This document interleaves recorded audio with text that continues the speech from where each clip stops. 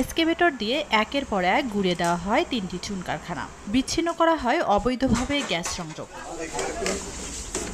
বৃহস্পতিবার সকালে নারায়ণগঞ্জের সোনারগাঁয়ে অবৈধ সংযোগ বিচ্ছিন্ন করতে পিরোজপুর ও ঝাউচর এলাকায় 4টি স্থানে চলে অভিযান। নেতৃত্ব দেন নির্বাহী ম্যাজিস্ট্রেট নাজমুল হুদা। এ সময় 7টি ভাট্টি গুঁড়িয়ে দেওয়া সহ জব্দ করা হয় অবৈধ ১৩০০ ফুট পাইপ, ৩৩টি বার্নার ও প্রায় অর্ধশত রাইজার। পরে ২০০ অবৈধ আবাসিক গ্যাস সংযোগও বিচ্ছিন্ন করে তিতাস কর্তৃপক্ষ।